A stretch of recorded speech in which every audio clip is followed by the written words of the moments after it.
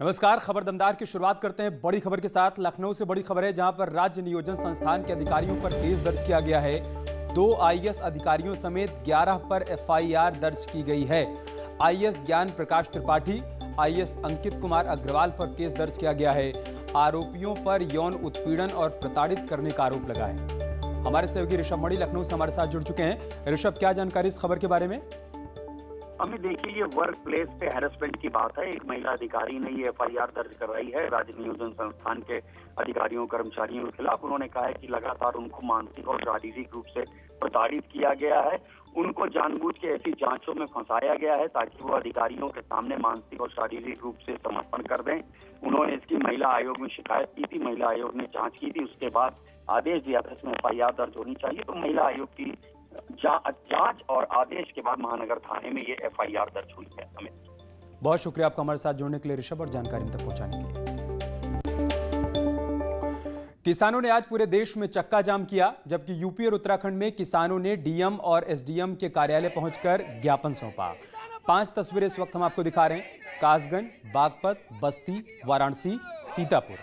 कासगंज से शुरुआत करते हैं। यहां किसानों ने जोरदार प्रदर्शन किया और किसान कानून का विरोध करते हुए भारतीय किसान जनाधिकार मोर्चा के बैनर तले एसडीएम को ज्ञापन सौंपने पहुंचे। बागपत में किसान यूनियन के कार्यकर्ताओं ने धरना दिया और अपनी मांगों को लेकर डीएम बागपत को ज्ञापन सौंपा, जबकि बस्ती में किसानों ने शास्त्री घाट पर शांतिपूर्ण तरीके से डीएम के जरिए राज्यपाल के नाम एक पत्र सौंपा है। वाराणसी में भी किसानों ने कलेक्ट्रेट पर पहुंचकर डीएम को ज्ञापन सौंपा और कृषि कानून को वापस लेने की मांग की। सीतापुर में 3 जगहों पर भारतीय किसान यूनियन टिकैत बोर्ड के बैनर तले किसानों ने जोरदार प्रदर्शन किया और किसान बिल के विरोध में प्रदर्शन कर एसडीएम को ज्ञापन सौंपा। किसानों पर उत्पीड़न नहीं सहेंगे।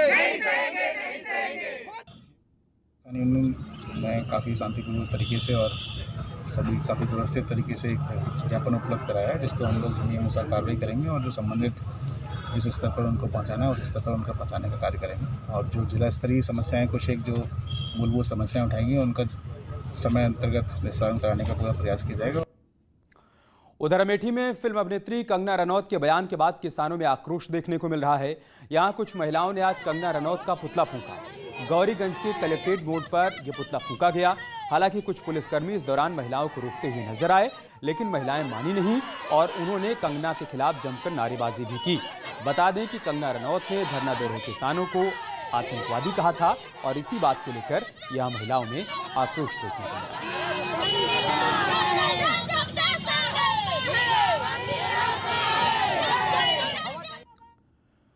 26 जनवरी को दिल्ली में हुई हिंसा को लेकर पुलिस ने कार्रवाई शुरू कर दी है। दिल्ली पुलिस ने बागपत के 2 किसान नेताओं सहित 9 लोगों को नामजद करते हुए नोटिस भेजा है। आरएलडी के पूर्व विधायक वीरपाल राठी और खाप थांबा चौधरी बृजपाल सिंह को दिल्ली पुलिस का ये नोटिस मिला है। नोटिस मिलने के बाद खाप चौधरी और आरएलडी के नेताओं में नाराजगी है।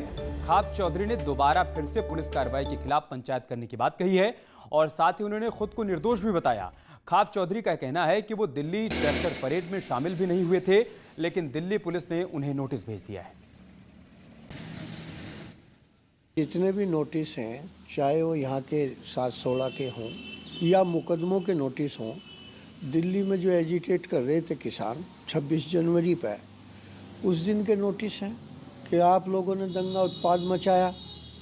लेकिन वास्तविकता ये है कि हम लोग 2 बजे से यहाँ से पहुँचे और 4 बजे लाल किले पर गए।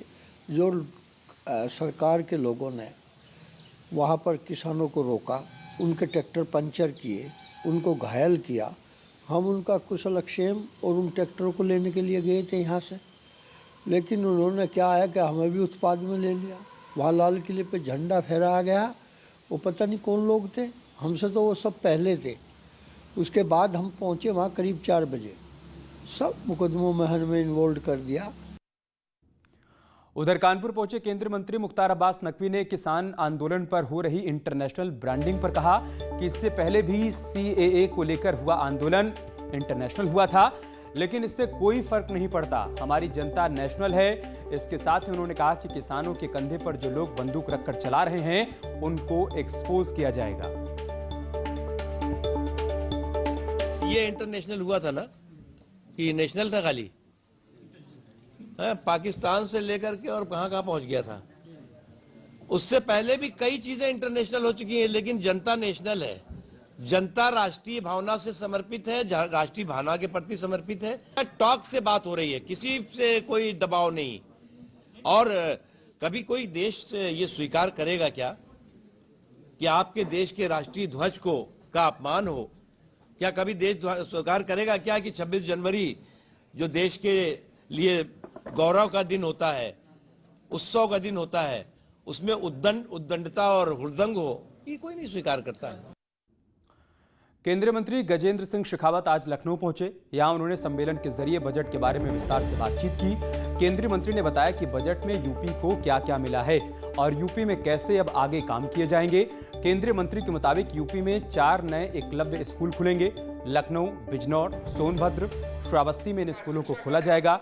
लखीमपुर और बहराइच में पहले से ही एकलव्य स्कूल खुले हुए हैं।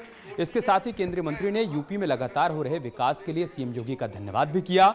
उन्होंने कहा कि यूपी में बुंदेलखंड और सोनभद्र में पानी को लेकर बेहतरीन काम हुआ है।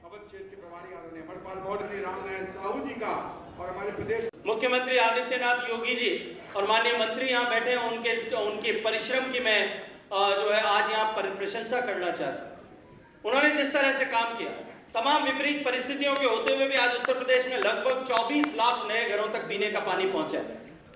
और इस संकल्प के साथ में उत्तर प्रदेश सरकार काम कर रही है कि हम आने वाले मई जून तक 50,000 नए कनेक्शंस और नए गांवों तक, 50,000 नए गांवों तक, जहां पीने का पानी आज गांव में घर तक नहीं पहुंचता है, ऐसे हर एक घर तक, उस गांव के 50,000 गांवों में हर एक घर तक पानी पहुंचाने के लिए काम प्रारंभ कर दें। एकलव्य विद्यालय की श्रृंखला को और अधिक विस्तार देते हुए नए एकलव्य विद्यालय खोलने की जो देश में घोषणा हुई है, उसमें से 4 नए एकलव्य विद्यालय उत्तर प्रदेश में खुलेंगे।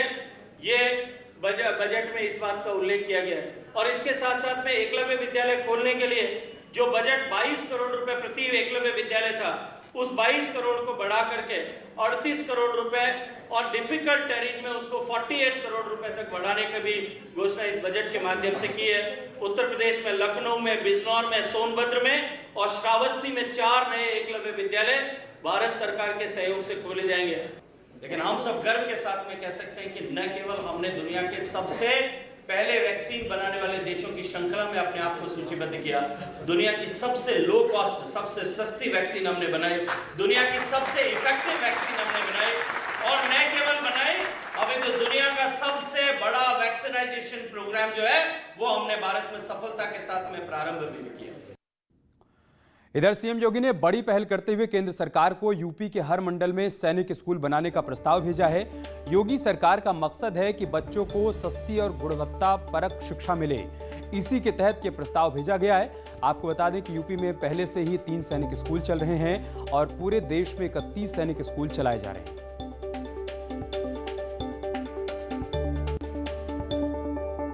और इस बीच एक बड़ी खबर आ रही, कल अयोध्या के दौरे पर रहेंगे सीएम योगी आदित्यनाथ। सुबह 10:30 बजे सीएम योगी अयोध्या पहुंच जाएंगे। सुबह 10:45 पर श्री राम जन्मभूमि परिसर पहुंचेंगे सीएम योगी। सुरक्षा को लेकर परिसर में बैठक करेंगे। 12 बजे रामकथा संग्रहालय जाएंगे। 2 बजे तक अयोध्या के विकास कार्यों की समीक्षा करेंगे। संतों से इस दौरान मुलाकात का भी उनका कार्यक्रम है। 2 बजे सीएम योगी वाराणसी के लिए रवाना हो जाएंगे। बड़ी खबर, कल का पूरा कार्यक्रम हम आपको सीएम योगी आदित्यनाथ का बता रहे हैं। कल वो अयोध्या के दौरे पर पहुंचेंगे, वहां कैसे वो संतों के साथ मुलाकात करेंगे और अलग अलग कार्यक्रमों में शामिल होंगे, वो सभी जानकारी इस वक्त हम आपके साथ साझा कर रहे हैं।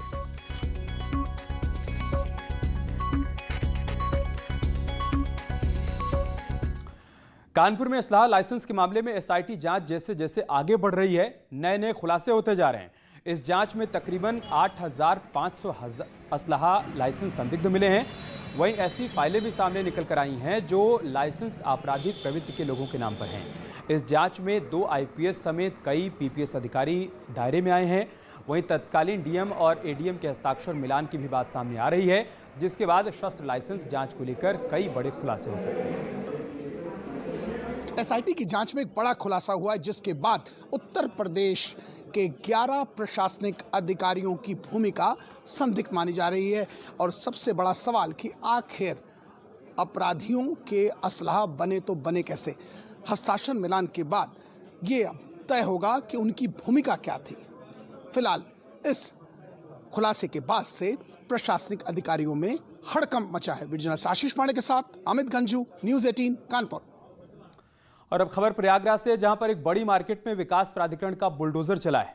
प्राधिकरण के मुताबिक इस मार्केट का निर्माण अवैध तरीके से करवाया गया था, जिसे प्राधिकरण ने कुछ ही घंटों में ध्वस्त कर दिया। ये कार्रवाई शहर के धूमनगंज इलाके में की गई। मार्केट सत्यप्रकाश चौरसिया नाम के शख्स ने बनवाई थी। इलाहाबाद हाईकोर्ट ने भी इस मामले में ध्वस्तीकरण के आदेश दिए थे, जिसके बाद आज प्राधिकरण ने इस मार्केट को जमींदोज किया।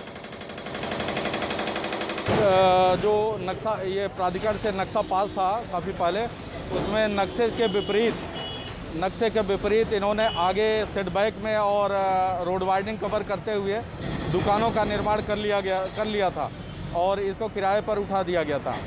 और इसमें माननीय उच्च न्यायालय द्वारा ये अवैध नक्शे के विपरीत जो अवैध निर्माण था, इसको गिराए जाने का आदेश था।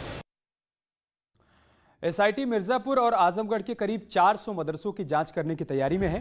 कागज पर चल रहे मदरसों को करोड़ों रुपए का सरकारी अनुदान देने का आरोप है।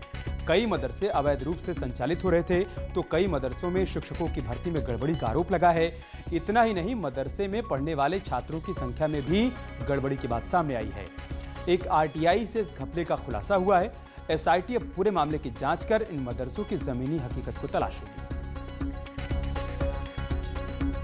केंद्र सरकार की ओर से मदरसों के आधुनिकीकरण और उच्चीकरण के लिए अनुदान राशि दी जाती है। एक आरटीआई से खुलासा हुआ कि मिर्जापुर में कई ऐसे मदरसे अनुदान राशि ले रहे थे जो जमीन पर थे ही नहीं, ना मदरसे, ना शिक्षक, ना छात्र। ऐसा ही मामला आजमगढ़ में भी पाया गया, जिसके बाद अब शासन ने इस मामले की एसआईटी जांच शुरू कर दी है। बताया जा रहा है प्रबंधन समिति, सरकारी अधिकारी कर्मचारियों ने मिलकर करोड़ों रुपए की बंदरबाट की है। कैमरामैन शरद त्रिपाठी के साथ ऋषभमणि त्रिपाठी, न्यूज़ 18 लखनऊ। लखनऊ में स्वास्थ्य विभाग ने कोरोना वैक्सीन का फाइनल डेटा जारी कर दिया है। देश में सबसे ज्यादा टीका यूपी में लगा है। यूपी में अब तक 6,73,210 से अधिक स्वास्थ्यकर्मी और फ्रंटलाइन कर्मियों को कोविड वैक्सीन की डोज दी जा चुकी है। अगला कोरोना वैक्सीनेशन फ्रंटलाइन कर्मचारियों को 11, 12 और 18 फरवरी को दिया जाएगा।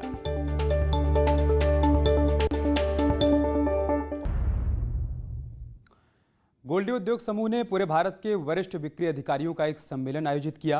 कानपुर के एक होटल में आयोजित सम्मेलन में गोल्डी उद्योग समूह से जुड़े देश भर के वरिष्ठ बिक्री अधिकारियों ने शिरकत की। इस मौके पर गोल्डी समूह की जय हो लकी ड्रॉ योजना के समापन पर लकी ड्रॉ निकाले गए, जिसमें विजेताओं को कार, बाइक, विदेश यात्रा, टीवी, फ्रिज, वॉशिंग मशीन समेत 5,201 पुरस्कार के ड्रॉ निकाले गए।